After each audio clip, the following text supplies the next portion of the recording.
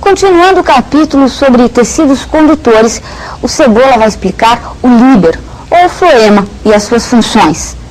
Líber é o tecido vegetal condutor de substâncias elaboradas nos vegetais vasculares.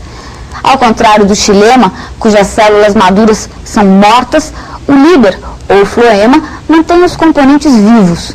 Os mais importantes componentes vivos são células crivadas, que se ligam pelas extremidades, formando um tubo chamado tubo crivado, que transporta as substâncias orgânicas produzidas pelo vegetal.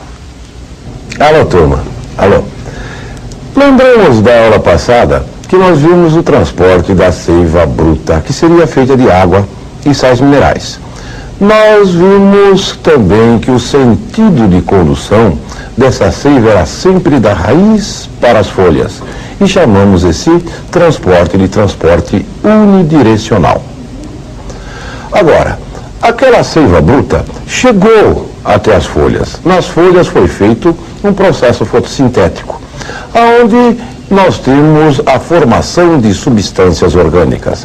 E essas substâncias orgânicas terão que ser distribuídas por todo o vegetal. Vejam, nós temos então a seiva elaborada, que é feita de água e substâncias orgânicas. Agora, era o transporte sempre da raiz para as folhas na seiva bruta. Na seiva elaborada, nem sempre vai ser das folhas para a raiz. Por quê?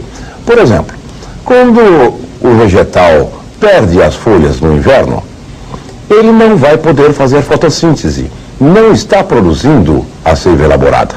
Essa seiva elaborada está sendo armazenada na região da raiz.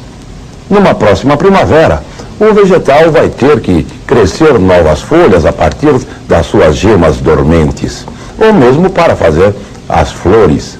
E vejam que vai ter que voltar a seiva do tipo elaborado das raízes para as folhas.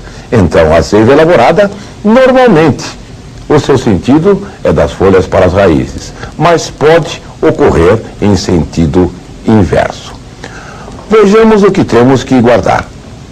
Líber ou floema é o tecido de condução da seiva elaborada, não mais seiva bruta. Do que é feito? De água, claro. As substâncias são grandemente solúveis na água, o solvente orgânico. E essas substâncias orgânicas, o sentido de transporte vai ser das folhas para as raízes, isso comumente. E mais raramente nós vamos ter das raízes para as folhas. Isso é um transporte bidirecional.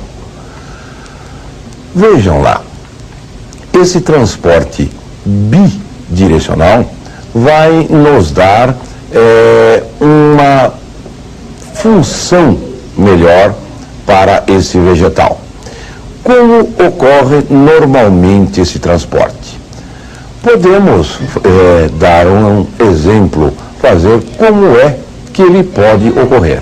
O comum seria isso. Vejam lá, a seiva elaborada, produzida no órgão produtor de substâncias orgânicas, que é a folha, vem até as raízes, aonde vai ser armazenado.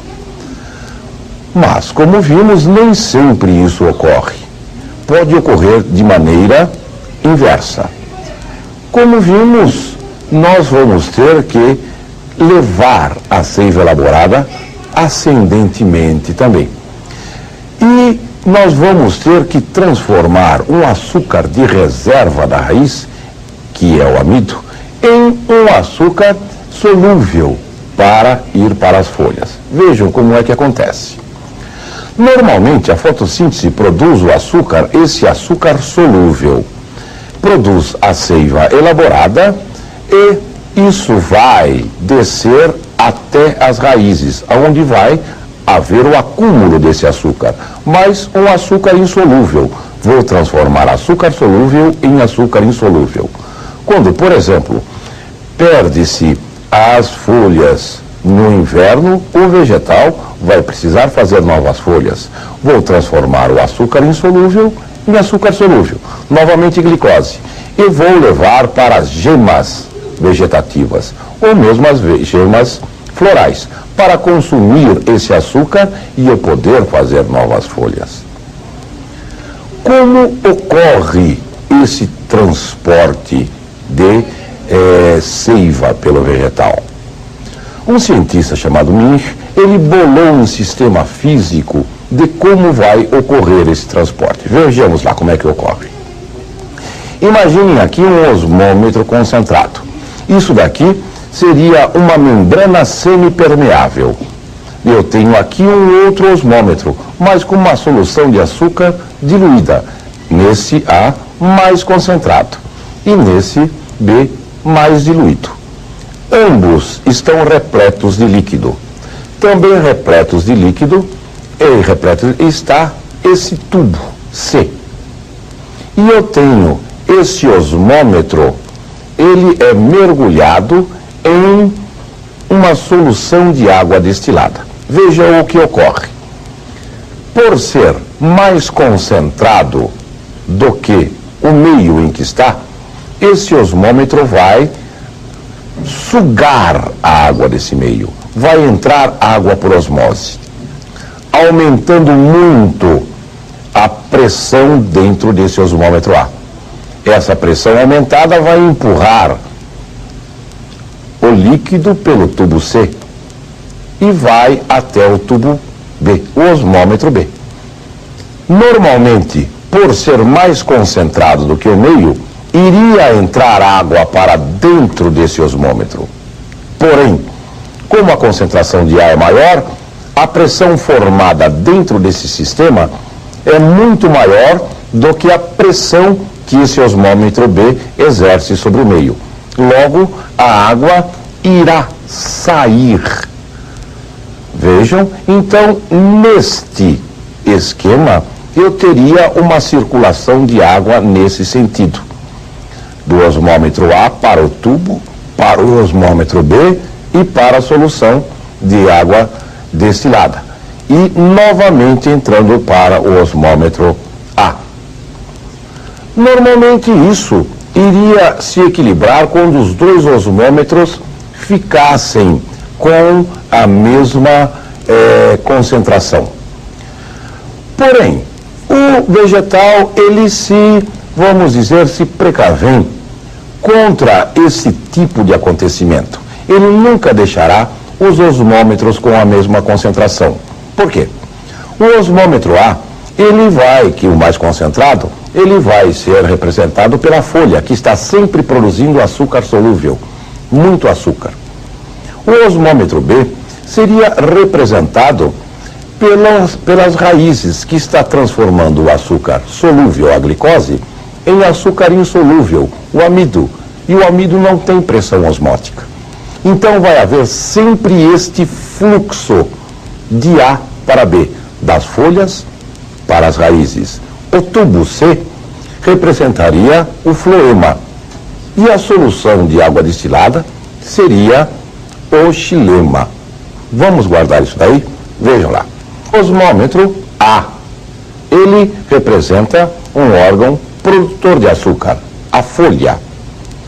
O osmômetro B, ele representa o órgão consumidor de açúcar e também que vai fazer a reserva, vai transformar açúcar solúvel em insolúvel, sempre com pequena pressão osmótica, né?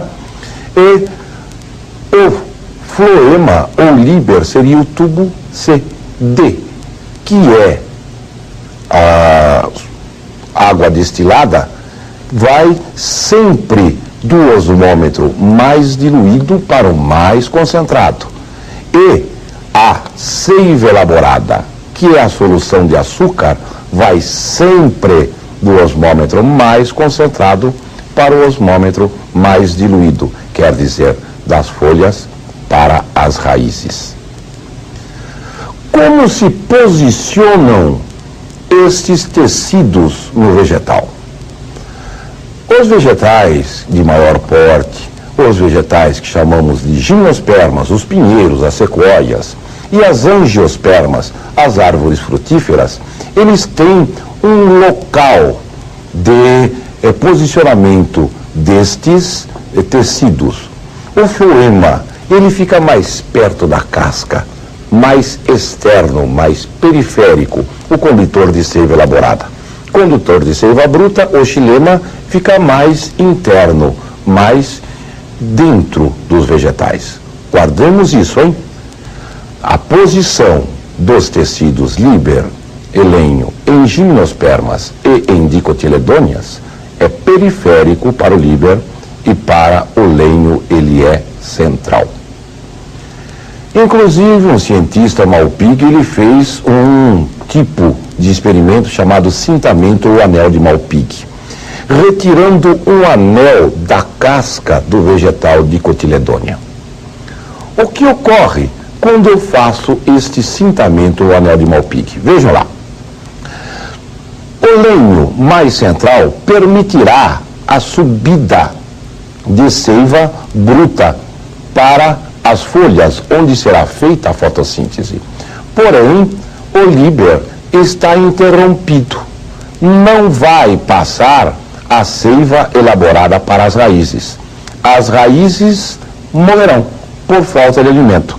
Morrendo as raízes, depois de algumas semanas, o vegetal vai morrer por falta de seiva bruta.